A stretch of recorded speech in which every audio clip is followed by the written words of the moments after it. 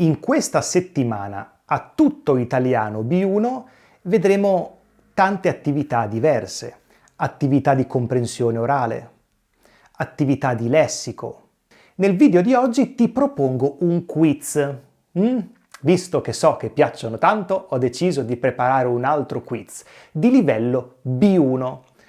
Questo quiz si focalizza su un argomento specifico, che è la lettura. La lettura, leggere. E troverai 8 quesiti di lessico e 12 quesiti di grammatica. Cominciamo con il lessico. Scegli le parole corrette per completare queste frasi. Numero 1. Questo libro mi è piaciuto, ma mi ha deluso. Che cosa mi ha deluso? Il finale, la finale o il fine? A, B o C? 5 secondi per te.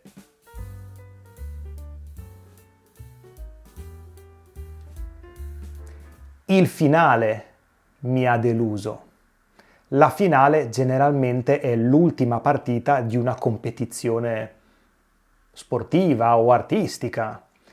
Il fine indica lo scopo, l'obiettivo di qualcosa. Quindi l'unica soluzione corretta qui è il finale di un libro, di un film e così via.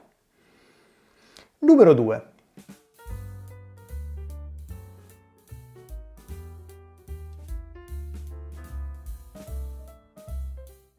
La copertina è la parte esterna di un libro. La copertina. Numero 3. Se un libro è noioso, possiamo anche dire che è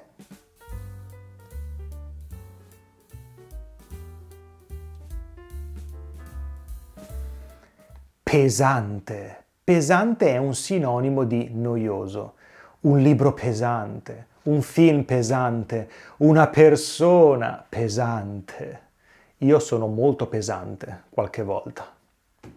Numero 4. Se una storia è avvincente, significa che è appassionante, pesante o complicata.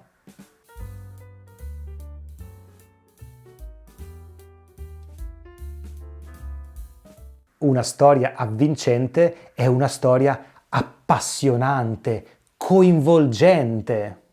Quindi è il contrario di pesante e noioso. Numero 5.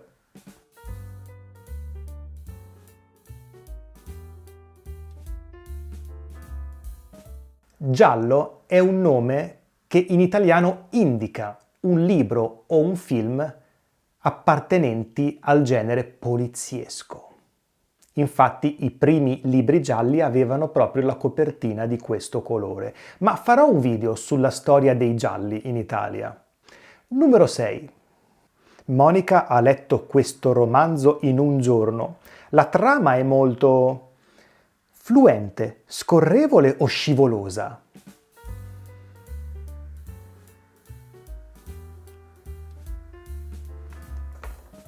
In questo caso la trama è scorrevole, semplice da leggere oppure coinvolgente, avvincente, che si legge facilmente perché è semplice ma anche interessante. Numero 7. Ti mostro un'azione e tu dovrai dirmi il nome di questa azione. Bene, io sto leggendo un libro. Quando finisco di leggere una pagina, devo passare alla pagina successiva. Come si chiama questa azione? Questa.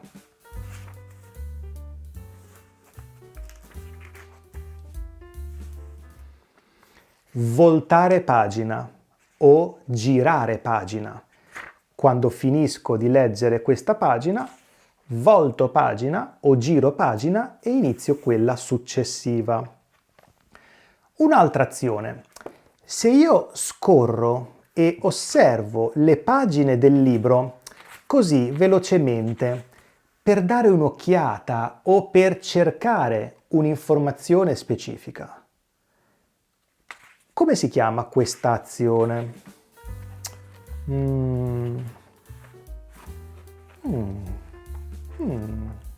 Sfogliare il libro. Sfogliare significa osservare velocemente il contenuto di un libro per dare un'occhiata, per capire se potrebbe essere interessante o per cercare un'informazione specifica. Bene, fine della parte di lessico, cominciamo con la grammatica. Rimaniamo sempre in un livello B1, Scegli l'opzione corretta per completare le frasi. 1. Flavio non... la trama dei Promessi Sposi. Che figura! Sapeva, conosceva o ha saputo?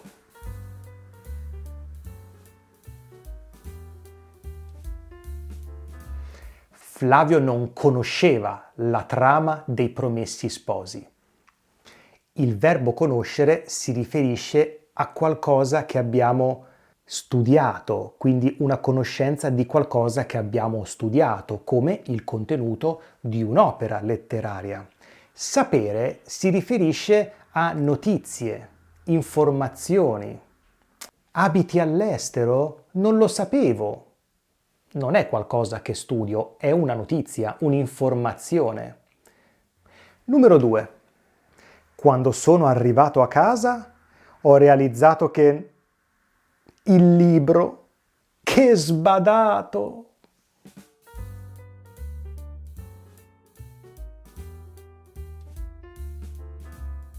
Quando sono arrivato a casa ho realizzato che non avevo pagato il libro, che sbadato! Il verbo è al trapassato prossimo perché indica un'azione precedente a altre azioni nel passato. Sono arrivato a casa, ho realizzato che prima non avevo pagato il libro. Che sbadato, che distratto! Procediamo. Completa questa frase con il pronome combinato corretto. Cecilia ha bisogno di un passaggio in libreria. Dai tu? Quale pronome inseriresti?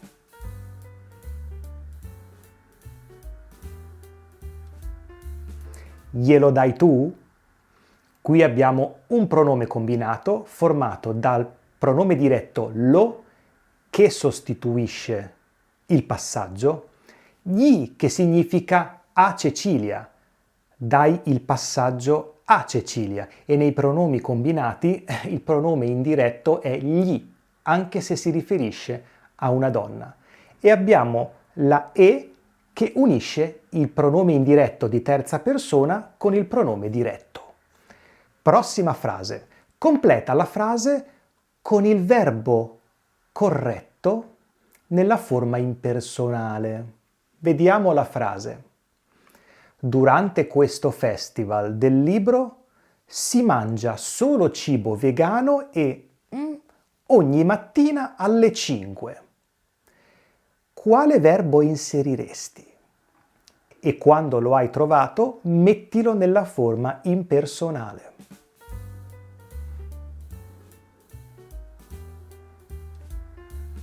Si mangia solo cibo vegano e ci si sveglia ogni mattina alle 5. Sappiamo che nella forma impersonale i verbi sono sempre alla terza persona. Significa la gente coinvolta nella situazione si sveglia. Il si è il pronome riflessivo di svegliarsi, ma dobbiamo aggiungere anche il si impersonale e non possiamo ripeterlo e quindi trasformiamo il si impersonale in ci. Ci si sveglia. È semplicemente una questione fonetica. Prossima frase. Vorrei leggere un romanzo bello, avvincente. Consigli uno, per favore. Completa questa frase con un pronome combinato.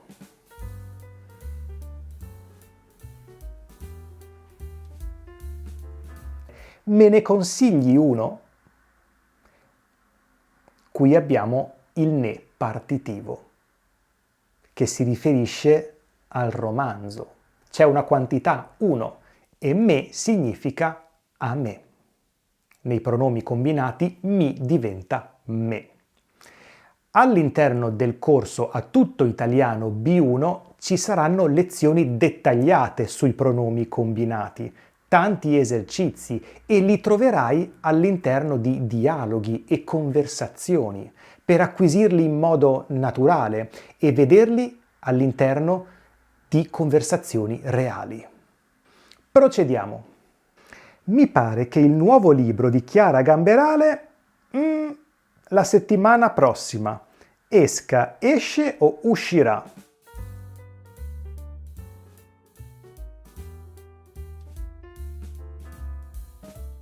Che cosa hai risposto qui? In realtà qui ci sono due possibilità. Mi pare che il libro di Chiara Gamberale uscirà la settimana prossima o mi pare che esca la settimana prossima. Sai che in italiano possiamo usare il presente o il futuro, ma se usiamo il presente dobbiamo usare il congiuntivo presente, perché la frase esprime un dubbio, c'è incertezza, mi pare, mi sembra che esca la settimana prossima. Prossima frase. Secondo te, l'edizione tascabile del libro di Gotto A. È uscita? B. Sia uscita? C. Esca?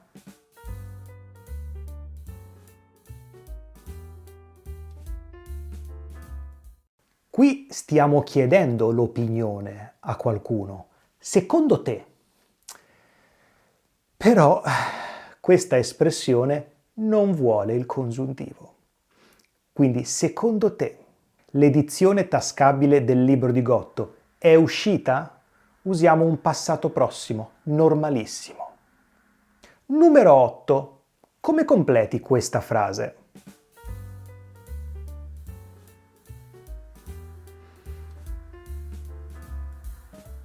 È un libro di successo, molto venduto, lo vogliono tutti. Quindi la mia paura è che il libro vada a ruba, lo vogliono tutti. Se qualcosa va a ruba, significa che si esaurisce, perché tutti lo comprano. E in questo caso è coniugato al congiuntivo, perché stiamo esprimendo un'emozione. La mia paura è che il libro vada a ruba. O potremmo dire andrà a ruba. Come hai visto prima, possiamo usare anche il futuro. Ed è futuro semplice dell'indicativo, perché non esiste il congiuntivo futuro in italiano. Numero 9. Ho paura che questo libro vada a ruba e quindi spero almeno una copia. Lo devo avere a tutti i costi.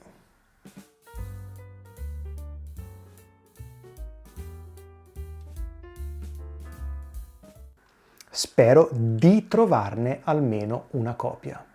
Il verbo sperare richiede il congiuntivo, ma qui usiamo l'infinito. Perché? Perché io sono il soggetto della frase principale, io spero, ma anche della frase subordinata. In italiano non diremmo io spero che io ne trovi almeno una copia. No. Quando il soggetto è uguale usiamo di più infinito. Spero di trovarne almeno una copia. Ne significa del libro che tutti vogliono. Numero 10. Inserisci le preposizioni corrette in questa frase.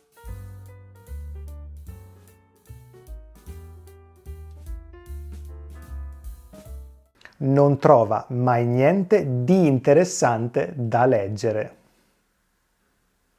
Di introduce la qualità di qualcosa. Niente di interessante, niente di bello, niente di importante. Da, in questo caso, introduce la funzione o l'obiettivo. Per fare che cosa? Un libro da leggere. 11. Ti presto Marcovaldo, ma trattalo bene, perché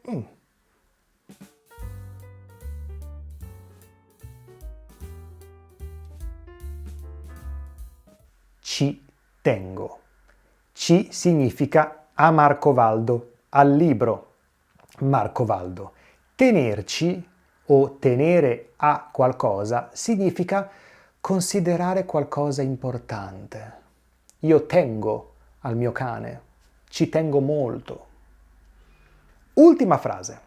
Carola aveva detto che alla presentazione del libro di Luca, ma io non l'ho vista.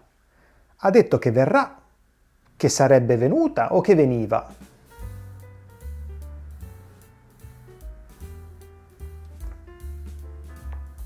Qui parliamo di discorso indiretto, che sarà presente nell'ultima unità del nostro nuovo videocorso. La soluzione è Carola aveva detto che sarebbe venuta. Qui abbiamo un'azione nel passato. Carola aveva detto. E poi un'azione successiva all'azione nel passato. Ha detto che sarebbe venuta. Quindi usiamo il condizionale composto per un'azione che è successiva e legata a un'altra azione nel passato. Aveva detto che sarebbe venuta, ma io non l'ho vista.